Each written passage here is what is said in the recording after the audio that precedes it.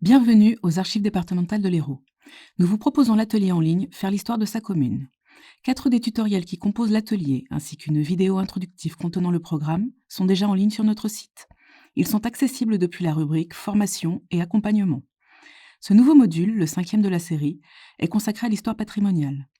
Vous y seront présentées les séries dans lesquelles sont classées les archives permettant de retracer l'histoire du patrimoine bâti et non bâti des communes. Notez que des exercices ludiques accompagnant la vidéo vous permettront de mettre en pratique les informations contenues dans le module. Ces exercices sont annoncés à l'écran par un logo en forme de crayon. Pour vous présenter les fonds d'archives qu'il est utile et pertinent de consulter lorsque l'on fait l'histoire patrimoniale d'une commune, nous allons reprendre successivement les 2 cadres de classement dans lesquels vous devrez vous repérer pour effectuer vos recherches. Le cadre de classement des archives communales et celui des archives départementales. Vous en trouverez la présentation dans le module 1 de l'atelier. Le détail des séries composant le cadre de classement des archives communales, ainsi qu'un lien vers l'état général des fonds conservés aux archives départementales, se trouve dans les supports PDF intitulés « Le cadre de classement des communes » et « Les ressources aux archivés en externe qui accompagnent l'atelier ». Notez que selon la taille des communes et l'étendue de leur territoire, leur patrimoine bâti et non bâti sera plus ou moins riche et diversifié. D'autres facteurs sont à prendre en compte. La manière dont ce territoire a été occupé et l'activité humaine qui s'y est développée au fil du temps, ou encore une situation géographique particulière. L'Hérault étant un département côtier, plusieurs fonds d'archives de communes du littoral contiennent par exemple des documents sur la construction et l'entretien d'ouvrages tels que les ports, digues, canaux, marais ou étangs. C'est le cas des fonds de Metz, Bouzigues ou Marseillan. Enfin, certains types de bâtiments sont associés à des séries décrites en détail dans des tutoriels déjà en ligne ou le seront dans ceux à venir. C'est le cas par exemple des bâtiments militaires tels que les fortifications. La liste de ces bâtiments, des tutoriels dans lesquels ils sont présentés et des séries d'archives qui leur sont associées se trouve dans le support PDF intitulé « Typologie patrimoniale particulière accompagnant le module ». Vous souhaitez donc vous lancer dans une recherche sur le patrimoine d'une commune, qu'il soit foncier, architectural, paysager ou urbanistique. La première source vers laquelle vous tournez, ce sont les archives produites par les communes elles-mêmes. Le module 1 de l'atelier vous fournira de nombreuses informations sur les fonds d'archives communaux cotés en EDT, ainsi qu'une présentation de l'accès communal, qui est le point d'entrée vers ces fonds sur le site des archives départementales de l'Hérault. Dans la partie du cadre de classement des archives communales, réservée aux archives anciennes, antérieures à 1790, une série se distingue. La série DD, biens communaux, eaux et forêts, travaux publics, voiries, laquelle, comme son nom l'indique, est dédiée à la thématique de ce tutoriel.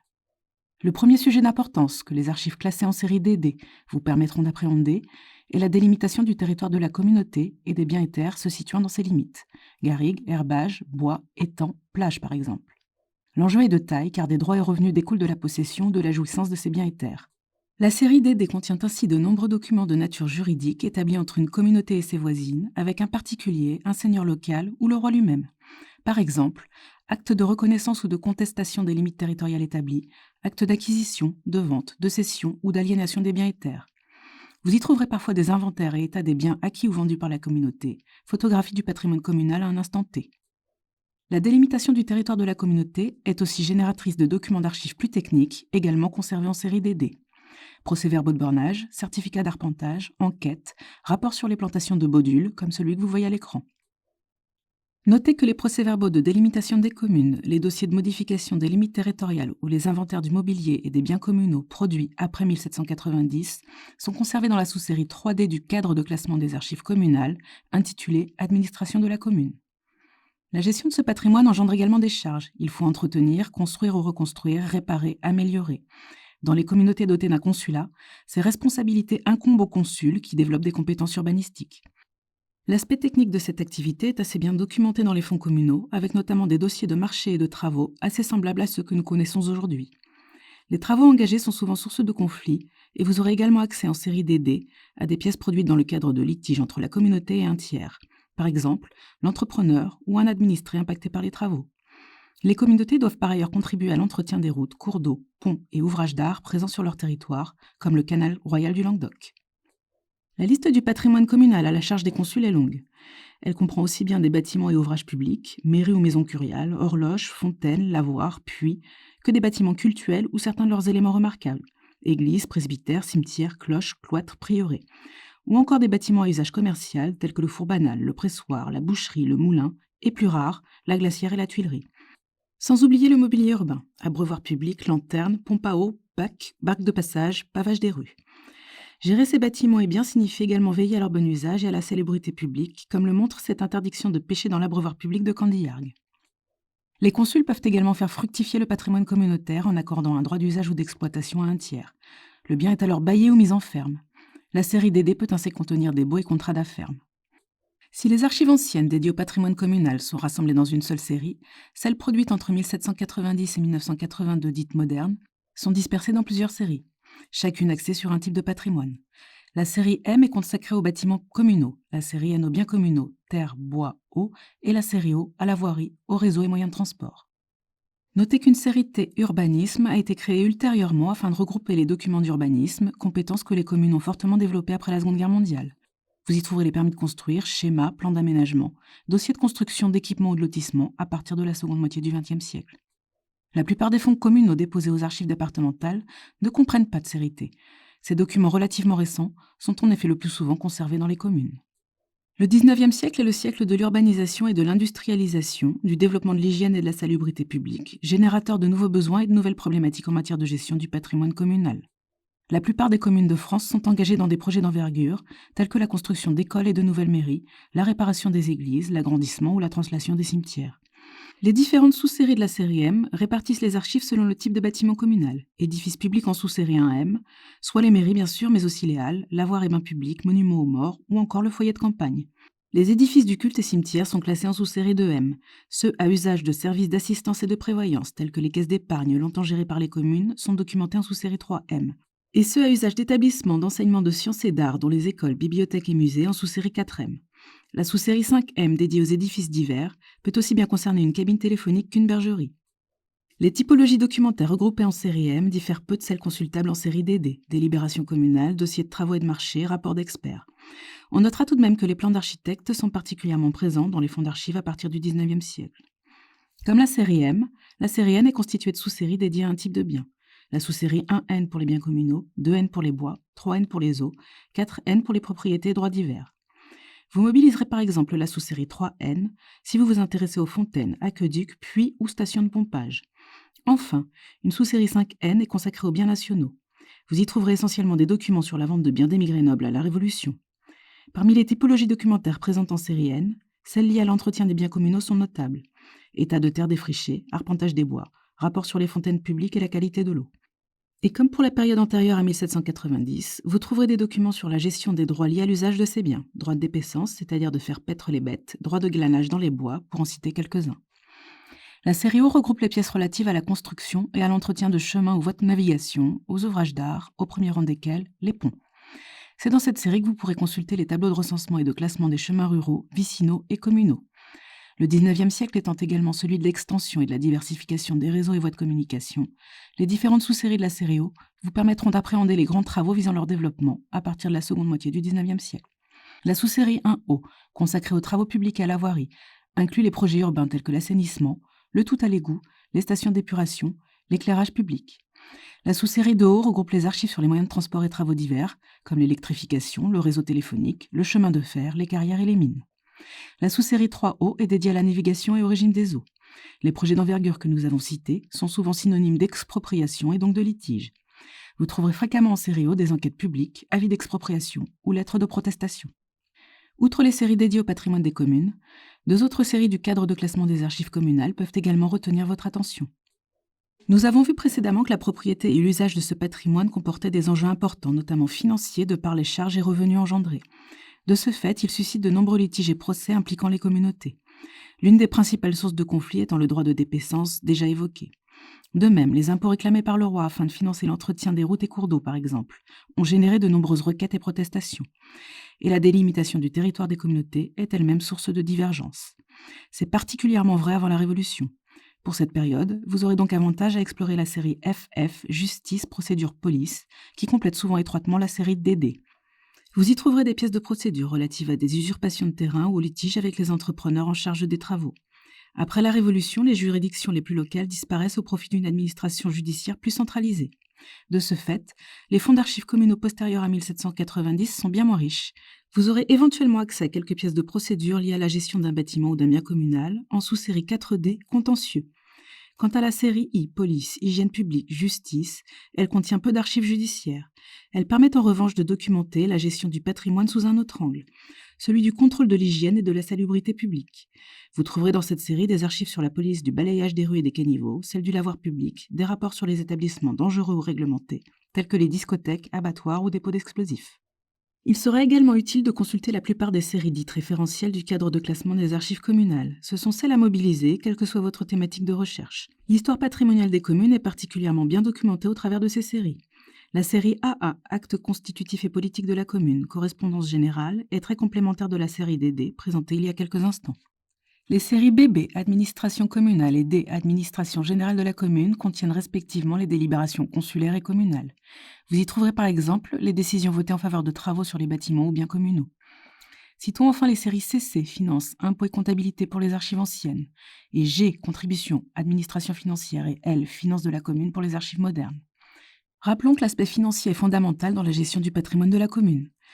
Les séries référentielles traitant de l'imposition et des finances seront donc des alliés de poids dans votre recherche. Elles contiennent les budgets et comptes, de nombreuses quittances, des baux à ferme. Parmi les documents archivés en séries CC et G, ceux liés à l'imposition foncière doivent plus particulièrement retenir votre attention. Ils vous permettront par exemple d'identifier l'emplacement des bâtiments publics, d'observer l'évolution du tracé des voiries urbaines et rurales. Avant 1790, le document référentiel, emblématique de la France méridionale et consulaire, établi à partir du XVe siècle, est le compois. Pour obtenir une description détaillée de ces séries, et des compois en particulier, vous pourrez vous reporter au support PDF intitulé « Séries référentielles du cadre de classement des archives communales » qui accompagne le module 2 de l'atelier. Vous avez eu un aperçu de la richesse des séries exploitables dans les fonds d'archives communaux. Cette richesse trouve un écho dans d'autres fonds conservés aux archives départementales, produits par d'autres entités publiques ou privées. Dans le cas particulier de la gestion du patrimoine communal, et notamment des travaux publics, les interactions entre les communes et d'autres institutions prennent très souvent la forme d'un contrôle technico-financier exercé par les secondes sur les premières. Pour accéder à ces fonds, il faudra vous repérer dans les séries du cadre de classement des archives départementales. Nous allons maintenant vous présenter celles à consulter de manière privilégiée au cours d'une recherche sur le patrimoine communal. Pour la période antérieure à 1790, les séries AAG regroupent les fonds de nombreuses institutions en interaction étroite et permanente avec les communautés. La série B, celle des fonds de cour et juridiction, référentiels, est d'un intérêt tout particulier. En effet, ces institutions avaient une action prépondérante en matière fiscale, de contrôle des communautés et de contentieux. Autant d'aspects qui, comme nous l'avons vu, sont fondamentaux dans la gestion du patrimoine des communautés. Parmi ces fonds, celui de la Cour des comptes, Aide et Finances de Montpellier, classé en sous-série 1B, est incontournable. Cette juridiction avait en effet des attributions importantes en matière de contrôle des finances des communautés, de contentieux, notamment fiscal. C'est auprès d'elle que les consuls sollicitaient l'autorisation de lever l'impôt ou de contracter l'emprunt nécessaire pour acquérir une terre ou restaurer un bâtiment public. C'est également auprès d'elle qu'ils déposaient leurs requêtes et suppliques contre les impôts réclamés par le pouvoir central pour l'entretien d'une route ou d'un cours d'eau, et que les litiges relatifs à l'affermage des biens communautaires étaient arbitrés. La Cour accordait par ailleurs les permissions de renouveler les compois aux diocèses et communautés, lesquels, en retour, avaient l'obligation de déposer un double des compois au greffe. Ces derniers sont classés dans une section du fonds intitulée « Production devant la Cour ». L'ensemble est numérisé et consultable en ligne sur notre site. Cette section contient aussi de nombreuses pièces de procédure pouvant mettre en jeu des biens ou bâtiments communaux et leur usage. Le classement par commune facilitera votre recherche. Notez que la Cour était compétente en matière de gestion du domaine royal. Elle a par ailleurs exercé la fonction de chambre d'enregistrement des actes royaux, à concurrence avec le Parlement de Toulouse, afin que ces derniers deviennent applicables localement. Certains de ces actes, comme la saisie des terres pour la construction du canal royal, peuvent renseigner sur la gestion des biens dans l'emprise des communautés. Enfin, dans la sous-section Chambre du domaine, vous trouverez des informations sur les terres titrées et fiefs seigneuriaux. Les sous-séries 6B et 7B contiennent les fonds d'institutions judiciaires de niveau intermédiaire, les vigueries et au-dessus d'elles le sénéchal présidial de Montpellier et celui de Béziers. La viguerie de Montpellier est créée en 1551 pour rendre la justice dans les communautés relevant du domaine de la couronne royale. Le viguier juge en première instance et le sénéchal présidial en appel. Les fonds se complètent et se répondent donc. Vous pourrez par exemple consulter dans le fonds de la viguerie de Montpellier ou du sénéchal présidial des pièces de procédure relatives à la dégradation d'un bien ou un litige sur un contrat de mise en ferme d'un bien communautaire. En outre, la sénéchaussée gère les insinuations judiciaires, c'est-à-dire l'enregistrement d'actes notariés, dont les actes de vente et donation. Notez que la viguerie peut elle-même faire office de cour d'appel des juridictions inférieures, la plus basse étant la justice seigneuriale. Les fonds de ces juridictions sont classés en sous-série 10B, juridiction ordinaire, laquelle contient également les archives des vigueries, autres que celles de Béziers et Montpellier, classées par commune. Mentionnons enfin une juridiction jamais évoquée jusqu'à présent dans le cadre de cet atelier, La maîtrise des eaux et forêts. Les fonds des maîtrises de Castres et Montpellier datant des XVIIe et XVIIIe siècles sont conservés en sous-série 5B. Ils vous donneront accès à des documents sur la gestion des eaux et forêts du domaine du roi. Les maîtrises veillent à leur bon usage. Vous trouverez dans leurs fonds des archives relatives au bornage, au défrichement et à la coupe des bois, aux garènes des rois, aux rivières navigables et flottables. Certains dossiers de procédure contiennent des plans. La série C, référentiel, rassemble des fonds d'administration provinciale qui, pour la plupart, ont exercé un contrôle sur les travaux publics effectués par les communautés. C'est le cas de l'intendance du Languedoc. L'intendant, représentant du roi en province, était compétent en matière d'adjudication des fermes communautaires, de bâtiments et travaux publics, particulièrement la construction ou réparation des églises, presbytères, cimetières et autres lieux de culte. Vous aurez notamment accès à des dossiers de surveillance des travaux. L'intendant avait également la responsabilité de la construction, de l'aménagement et de l'entretien des voies de communication, chemins, rivières, ponts, chaussées, canaux, étangs, salins ou ports. Les archives produites dans ce domaine sont conservées dans une section travaux publics et gestion du territoire. L'intendant nommait les architectes et validait les plans, d'où l'importante collection de plans présente dans ce fonds, identifiés par commune. Bon nombre sont numérisés et accessibles en ligne sur notre site, depuis l'accès communal ou depuis le formulaire carte et plan. Une section eaux et forêts louveterie contient des archives à rapprocher de celles du fonds de la maîtrise des eaux et forêts. Elle comprend notamment des procès-verbaux d'arpentage, des règlements sur l'usage des forêts, des mémoires sur la coupe et l'exploitation des bois, une très belle collection de plans classés par commune. L'aménagement des parcs et jardins est aussi documenté dans ce fonds. Enfin, l'intendant ayant la tutelle des villes, il pouvait par exemple ordonner l'aliénation des biens communaux. Autre administration provinciale exerçant un contrôle sur les travaux publics engagés par les communautés et dont le fonds est classé en série C, les États du Languedoc. Les États étaient dotés d'une commission de travaux publics. Le fonds est riche de dossiers techniques comprenant des devis, toisés, mais aussi des documents comptables relatifs au financement des travaux. De nombreux plans regroupés dans un inventaire dédié et consultable en ligne complètent ceux du fonds de l'intendance. Les États du Languedoc contrôlaient les dettes des communautés et en avaient également la tutelle. Des domaines aussi divers que l'entretien des fortifications, la gestion des salins, la séparation des communes, les biens abandonnés ou aliénés, les biens nobles, l'aménagement des ports et canaux, le défrichement des terres et l'assèchement des marais, les eaux et forêts, tombaient sous son contrôle.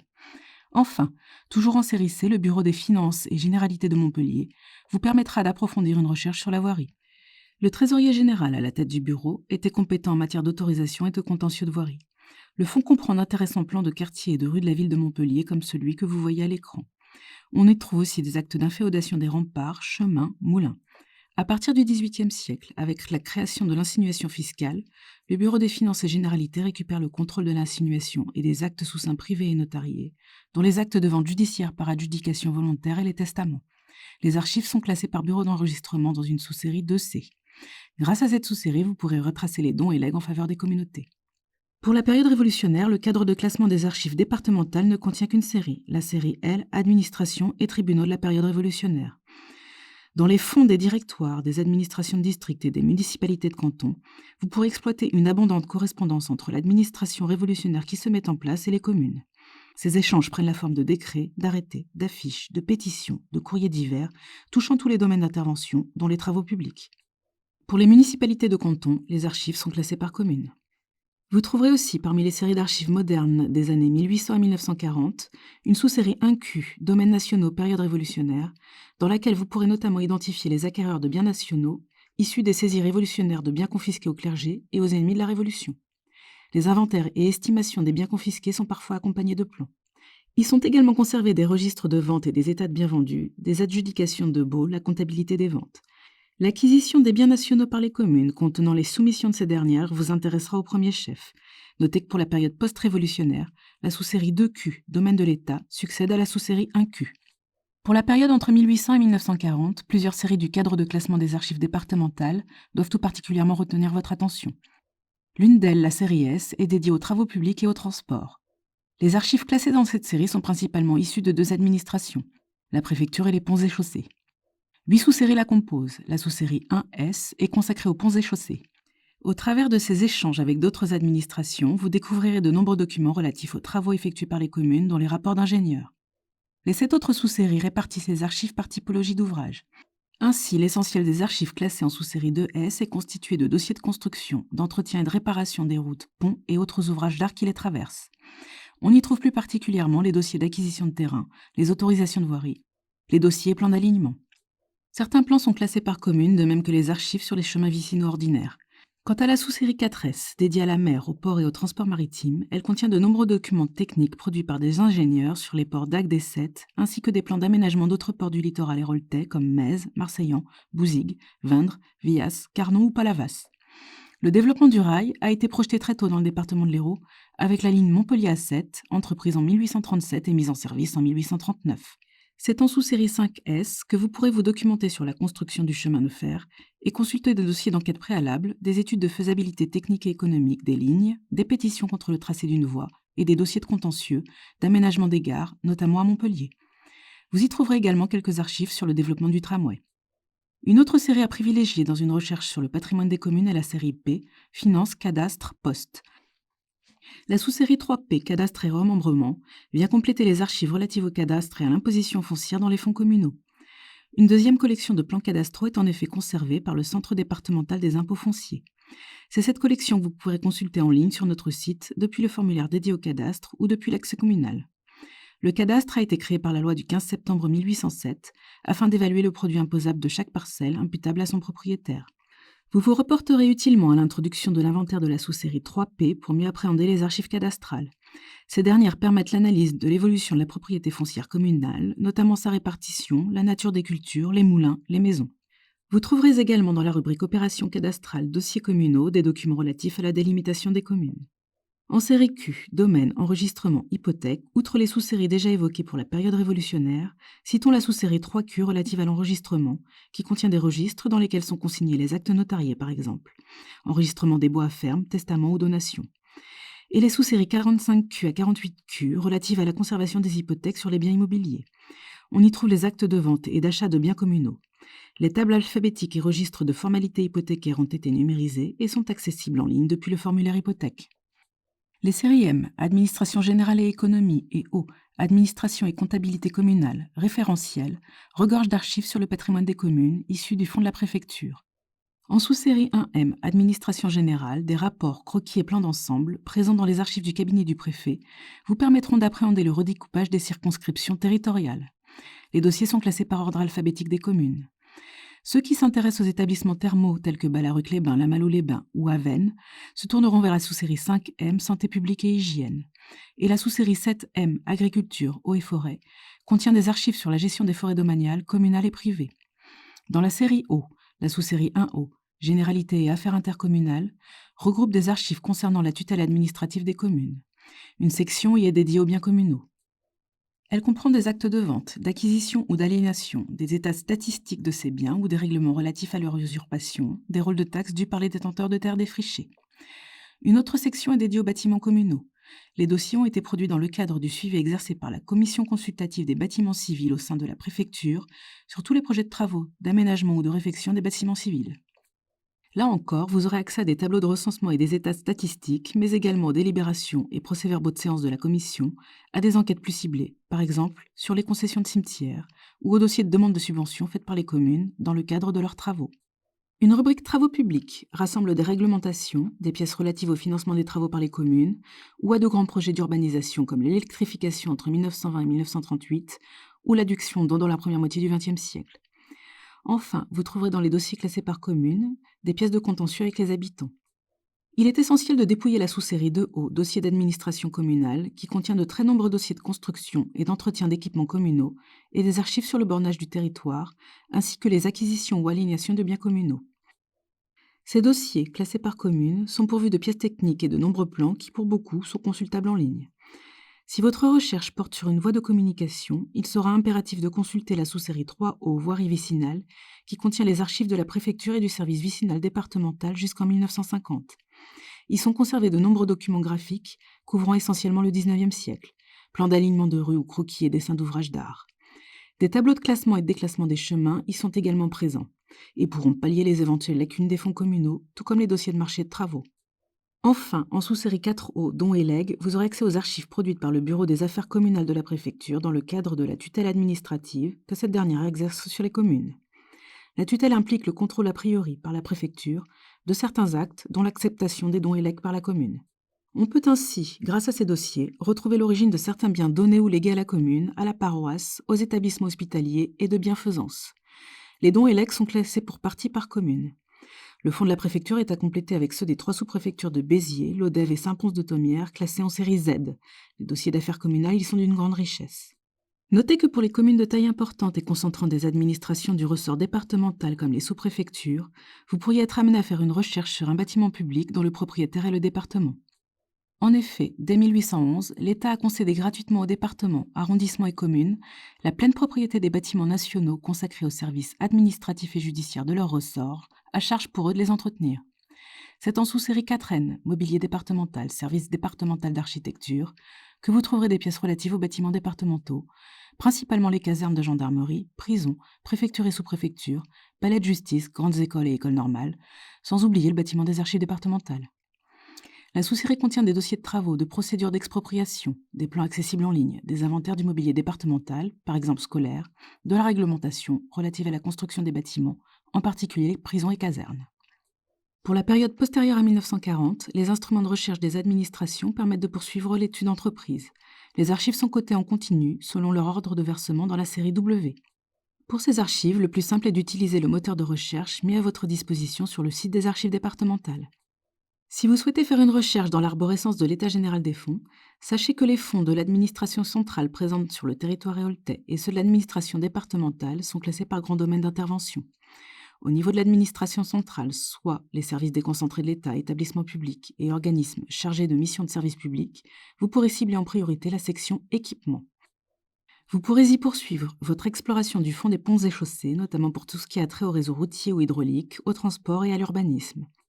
Vous pourrez également mobiliser les fonds des directions régionales et départementales de l'équipement sur ces mêmes domaines d'intervention, et plus particulièrement pour les constructions publiques et les logements, avec de très nombreux plans de bâtiments. Et le fonds de la direction maritime et de navigation du Languedoc-Roussillon vous renseignera sur l'aménagement touristique des côtes, portuaires et littorales, en particulier le port de Sète et le canal du Rhône à Sète.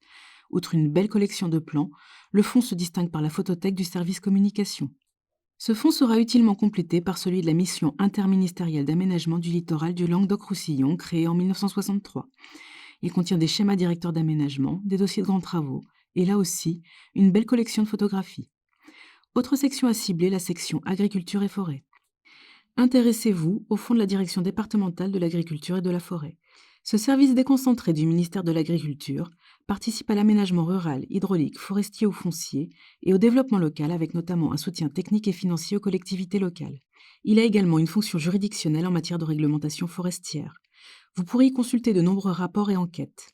Cette section est également dépositaire des fonds de l'Office national des forêts et des nombreux documents à caractère scientifique et technique que l'Office a produits sur la conservation des forêts, leur exploitation ou leur gestion financière. Le fonds contient des inventaires de forêts et de nombreux dossiers de travaux. L'ONF est compétent aussi bien pour les forêts communales que privées aux mains des particuliers.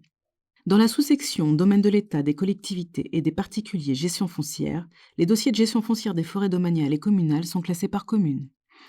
En fonction du type de patrimoine étudié, d'autres sections sont à mobiliser.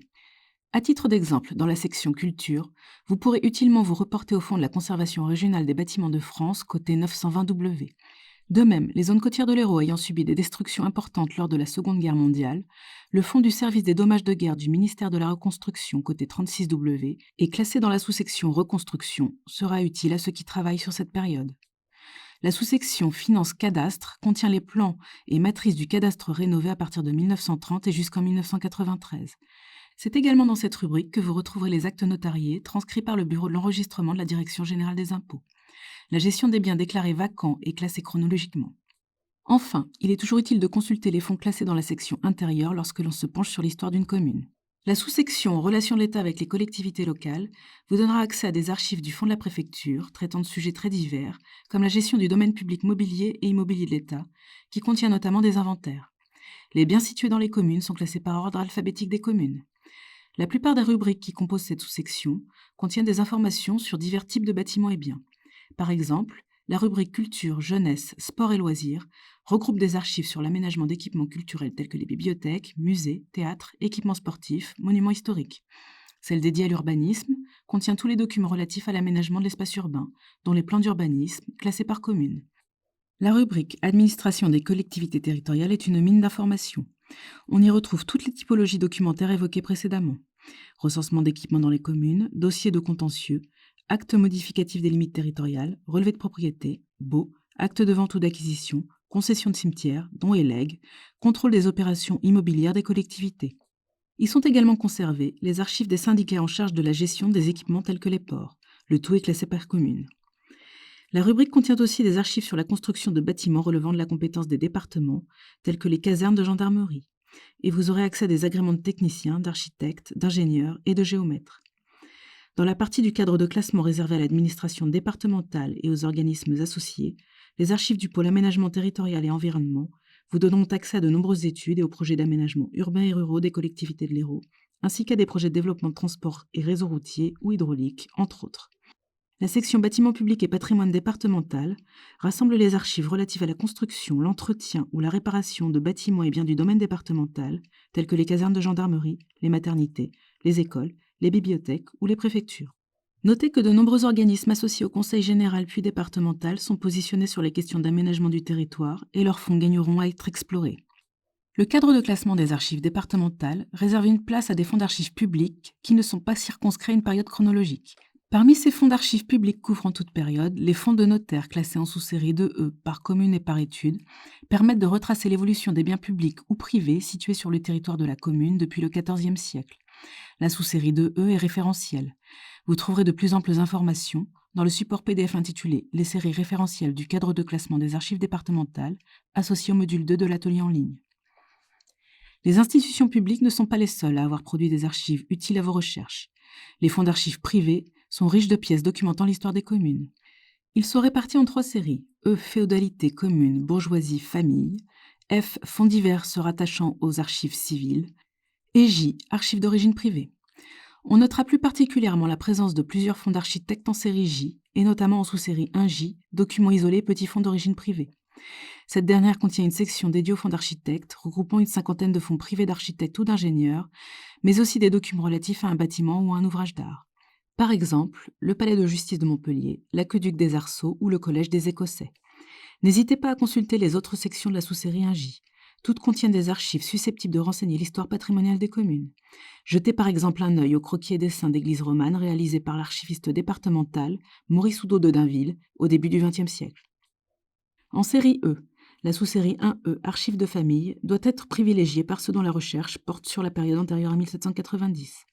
Elle rassemble des fonds seigneuriaux qui complètent les fonds communaux. La sous-série 1E étant référentielle, vous pourrez là encore vous reporter au support sur les séries référentielles. Notez simplement qu'une part non négligeable des archives seigneuriales a été produite dans le cadre de l'exercice des droits féodaux par le seigneur sur son domaine foncier. Le principal outil de gestion foncière et financière de la seigneurie est le terrier. Ce document recense et décrit les terres, ainsi que tous les droits perçus par le seigneur. Des plans terriers ont parfois été levés, surtout au XIe et XIIe siècle, mais ils restent rares. La plupart ont été brûlés à la Révolution. La sous-série 1E vous permettra de retracer l'histoire des biens et des terres qui ont pu faire partie d'un domaine seigneurial avant de passer aux mains des communes. L'introduction de l'inventaire de la sous-série 1E associe les familles et seigneuries aux communes. Cette sous-série étant close depuis 1975, les fonds privés seigneuriaux entrés aux archives départementales après cette date sont classés en série J. Vous trouverez des terriers en sous-série 1J. Il nous reste à vous présenter les fonds figurés classés en série Phi. Les fonds de la série Phi sont particulièrement riches en documents relatifs au patrimoine héroltais. Les images numérisées se rapportant à une commune sont accessibles depuis l'accès communal. Vous pourrez consulter de très nombreux cartets plans, en particulier ceux classés selon leur format dans les sous-séries 1Phi ou 2Phi, réalisés par des producteurs aussi divers que les administrations provinciales d'Ancien Régime ou plus près de nous, l'Institut géographique national. Ces 2 sous-séries contiennent des sections dédiées aux communes ou aux plans de ville. La sous-série 2F comprend par ailleurs une section sur l'architecture, les ouvrages d'art, réseaux de communication. Nous vous laissons le plaisir d'explorer les fonds iconographiques et d'y découvrir les innombrables photographies et cartes postales qu'ils contiennent. Nous voici parvenus au terme de ce module thématique. Nous vous donnons rendez-vous très prochainement sur le site des archives départementales de l'Hérault pour l'avant-dernier module thématique intitulé « L'histoire ethnographique des communes ». Vous y découvrirez les fonds d'archives permettant d'appréhender le quotidien du village et de ses habitants.